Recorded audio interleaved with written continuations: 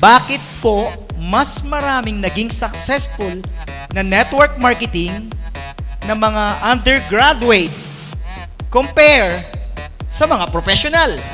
Oo nga. Tama, no? Bakit? Kung i-survey nyong mabuti, may katotohanan to. In fact, ginagamit kong line yan when I do my NDO. Lagi kong tinuturo during my NDO, bakit sa observation natin, mas maraming non-professionals, no, na nagsasucceed versus professionals. Alam mo, sagot dyan, attitude pa rin. Alam nyo kung bakit? Hindi ko nilalahat, no? Pero karamihan ng professionals, when they join, at the back of their mind, alam nila may fallback sila eh. Alam nila may babalikan sila eh. Yung bang tipong kahit na hindi mag-succeed sa networking, okay lang kasi may sweldo naman eh. May babalikan. May reservation. Ibig sabihin, meron silang fallback. May babalikan. May comfort zone. Comfort zone. Kumpara mo dun sa non-professionals, people like Leo Caduyac, people like Wilfredo Laway, tricycle driver, tuyo vendor, I met Yuri Mesagrande of Gensan, basahan vendor, if you know Junagaraw, embalsamador. Bakit mas nagiging successful itong mga to? Because these people, dahil alam nila wala na silang choice, dahil alam nila wala silang comfort zone, when they joined, ibinuhos na nila lahat-lahat kasi wala silang babalikan. Yun. In other words, yung mga non-professionals, pag sumama, they burn their bridges. Wala Burn the nang bridge. babalikan. Eh yung mga professional, engineer ka, nurse ka, doktor ka, lawyer ka, clerk ka, call center agent ka, alam mo na kahit hindi mo galingan dito, may naghihintay sa'yo eh. Second, yung non-professional pag nag-join, walang pride. Yeah. Alam niya wala siyang alam eh. Yes, yes. Hindi, Kumbaga, empty siya, Oh, empty. empty. Oo. Kumbaga para sa kanya, alam niyang grade 5 lang tinapos niya, grade 6. So, ang bilis pasukan. Oo.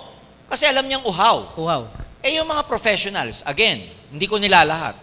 Yung professional magaling na eh. Nagbabounce daw yung mga ano doon eh. Yes. Mga teaching eh. Minsan, Alam ko na yan. mas magaling ako dyan eh. Yung ibang professionals, uupo ng 2 hours, mainipin. Saka judgmental na minsan Yes. sir eh. May mga iba-iba na silang opinion. So, Oo. it's just a matter of attitude. It doesn't mean na minsan, mas magaling. Hindi. Marami akong kilala, professional ang gagaling. Pero tinatalo ng non-professional na hindi magaling. Bakit? Attitude eh. Attitude. Kaya, kung ang bottom line dito is gagawin mo yung lahat or i-burn mo yung bridges mo at ang iisipin mo, wala ka nang babalikan, lalabas yung best mo eh. Yes. Pag lumabas yung best mo, you can do everything. Minsan, ang professional, mahirapan ng konti. Ma-Indian lang. Hindi bagay sa akin to eh. Balik na lang ako sa trabaho ko. So, pwedeng ego pa rin yun. Ego pa rin. Pride pa rin. Sir, dagdagan ko lang sa professional, no? Kasi tingin ko, biktima lang din naman sila nung conditioning or mindsetting na ginawa ng mga university or ng parents nila, ng school na ito yung line mo, ito yung bagay sa'yo, dito ka magpo-prosper, Totoo. dito ka magiging successful. Hindi ka, yun din kasi ang mindsetting lang na nangyari sa past. Totoo yan. Yan yung tinatawag na, kasi ang human beings, Roy, as we know, we are social creatures ang tawag sa atin. Social creatures. Social Ibig sabihin ng creatures. social creatures, nakokondisyon ka ng environment mo. Nakokondisyon ka socially, culturally, tsaka nakokondisyon ka ng environment. So kung ang environment before is that, go to school, get good grades, and go look for a good job, we end up being trained to be professionals and look for a job. Yeah. Trabaho talaga hanapin mo. So doon ka Kasi naka-attune. pagka-train mo. Yun ang attune mo. Ngayon, ang problema doon, dahil lahat sa environment, especially sa Philippine settings, yan ang tinuturo ng karamihang tao sa mga anak nila. Yan yung kultura. Yan yung social conditioning kung tawagin. Nagkakaroon na nung tinatawag na herd mentality. Herd mentality. Oo, yung parang susunod ka na lang. Susunod ka na lang. Herd. Yung parang where the general herd goes, susunod ka na Sabay lang. ka. Ang problema ito, pag hindi ka sumunod dun sa karamihan na yun ang ginagawa at kumontra ka, Ang tingin sa'yo, out of place ka. yun. Ang tingin sa'yo, ikaw ang mali. So parang yung mga networker ngayon na pumapasok, Precisely. kaya ang tingin sa atin, Parang, ayun, baliw. Oo, parang out of the way ka. Pag Kasi ang way, dapat papunta dito, ikaw, sumuway ka. sumusuway ka. Kaya out of the way ka. So, yun ang reason ba't yung mga friend nila ngayon nagkakawalaan. Yes, totoo yan. Kasi nga, yung Oh. general herd, parang ganito yan. Kung manunod kayo sa Discovery Channel, yung mga wilder beast, yung mga parang mga buffalo na Yes, sila, sir. sabay-sabay. Sabay-sabay. Ang tawag doon, herd yun eh. Pero pag may isang hindi sumabay, pansin na pansin siya eh. Siya yung kakaiba. Kaya ikaw na nagne-networking, kakaiba ka sa lahat kasi karamihan magiging average ang buhay. Pero ikaw, mag-iiba ang buhay mo dito. Extraordinary. Correct. Di ba? Ganda, Herd. ganda. Oo.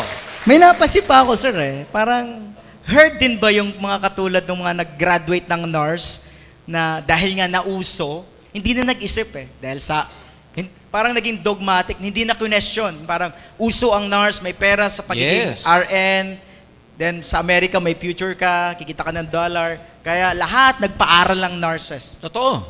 Huwag na tayong lumayo. Yun nangyayari ngayon na pag-OFW ng mga tao. Social conditioning din yun eh. Herd mentality din yun eh. Okay. Kasi, ang nakita natin sa environment, walang pera sa Pilipinas, nasa labas.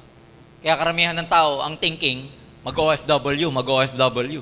We are one of the largest exporters of manpower Manpower. in the whole world. Kasi nga, ang social conditioning, culturally speaking, ng Pilipino, walang pera dito. Abroad tayo, kung gusto mo magpagawa ng bahay, abroad. Gusto mo maging maganda buhay mo, Abroad. abroad. Puro abroad na lang. Buti na lang merong AIM Global. Yes, sir. Yung mentality na yon pwede na natin basagin kasi may pera talaga sa Pilipinas. At katulad ng mga narinig ko kaninang testimony, paisa-isang umuwi na yung iba. No, yung iba, seaman, galing sa Saudi, everything. So, patunay lang na ang tunay na asenso, hindi mo na kailangan lumabas. Yes. Na mentally conditioned ka lang na sa labas ang ang asenso. pera. Samantalang yung mga Chinese pumunta dito ng 60s or 70s or 50s pa. Yung mga 80s ata pumunta dito yung mga Bombay. Oo. Then Korean ngayon. Oo nga. So, sabi ko, kung wala pera sa Pilipinas, ba't itong mga businessman Yeah. nandito? Totoo yan. Tama, di ba? Kaya ano yan, beware of social conditioning. Kasi nung bata tayo, wala ka pang filtering mechanism para i-reject yung mga hindi magandang pumapasok eh. Correct. Pero ngayong adult ka na, pwede mo nang i-reject o i-accept kung ano yung mga sinasabi sa'yo. So, baga parang pagkain.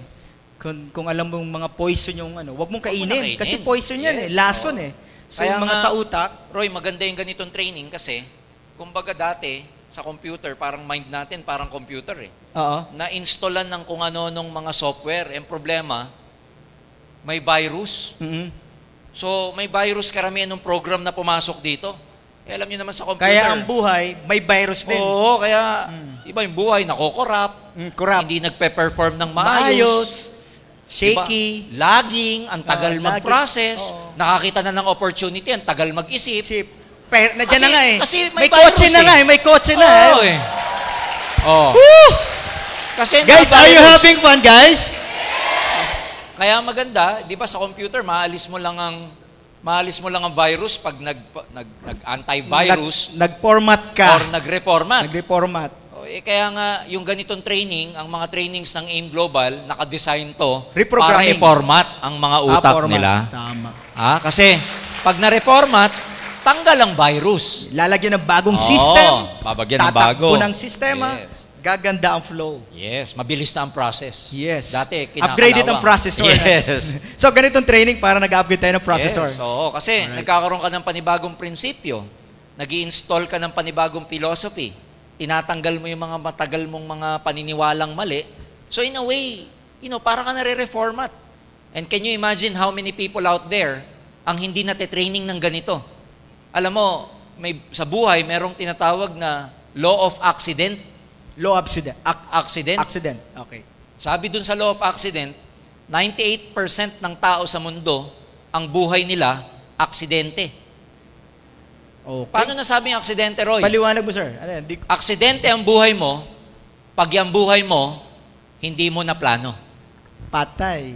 Pag ang buhay mo, hindi yan yung inintend mong buhay. Pag sinabing hindi yan yung inintend, Pag ang buhay mo, hindi yan yung ginusto mo, pero yan ang buhay mo ngayon. Aksidente yan. Aksidente. Okay, tanong mo nga sa kapitbahay mo, aksidente ba buhay mo? Ngayon, ang masakit, Roy, pag aksidente buhay mo, hindi ikaw ang gumawa niyan. Sino? Well, hinayaan mo na yung environment mo, hinayaan mo ibang tao mag-dictate ng buhay mo. So iba ang nag-drive ng Yes. buhay nila. Yes. Kaya yung direction na gusto nila, Hindi nila nakuha. nakuha. Ngayon, ang maganda sa AIM Global dito, dahil you assume responsibility, you take charge of your life. Because in AIM Global, you direct your life. Then, hindi magiging aksidente ang buhay mo rito. Ang magiging buhay mo dito, kung ano talaga ang Gusto. ginusto mo. Tama. Ha? Kasi, nagiging direktor ka ng buhay mo eh. Tama eh. Kasi tayo yung grupo na lagi nagpaplano, more planning. Kaya nga, di ba, lagi kang pinatatawag ng mga apply nyo, meeting tayo, meeting. Bakit importante yung meeting? Dinidirect nyo buhay nyo eh. Kasi ayaw mo nang maging aksidente buhay mo. Ha? Tama. Kaya maraming tao sa labas, aksidente ang buhay. Sawa, para aksidente lang buhay. Aksidente pagkakaasawa. Tama. Minsan bata pa. Aksidente ang syuta. Yun. Pati syuta, Natutukan aksidente. ba? Oo. Natutukan. Di ba puro aksidente? Shotgun wedding. Oo. Aksidente. Pag tinanong mo, ba't yan ang trabaho mo? Di ko alam. Aksidente na Aksidente. naman. Na-heard. Puro aksidente. Ba't wala kang pera? Aksidente. Hindi ko alam. Aksidente pa rin. So pag sinabing accident, sir, worst talaga. Yes. Pag sabing aksidente buhay mo, it's a life that you never intended. Na ayaw mo siya. Yes. Pero nangyayari sa'yo. Okay. Yan tawag doon. Ganun naman ang aksidente, di ba? Pag na-aksidente ka ng sakyan, hindi mo naman ginusto yun eh. Pero ba't nangyari sa'yo? Something like that. Sa buhay, ganun din. Pag hindi ka masaya sa buhay mo, aksidente tawag. Sino Kaya pa ba mamaya- ang gustong ganon? Aksidente Oo. ang buhay. Sino pa? Kaya sabihin mo sa sweetheart mo, pag uwi mo mamaya, sweetheart, aksidente pala buhay natin. Pero sabihin mo sa kanya, huwag ka mag-alala. Matatapos na yung aksidente yan. Kasi nasa AIM Global na tayo. Kala ko, sir, matatapos na ang aksidente yung buhay natin. Bakit? Iiwanan na kita. Kakaiba yun, kakaiba. Pwede, di ba?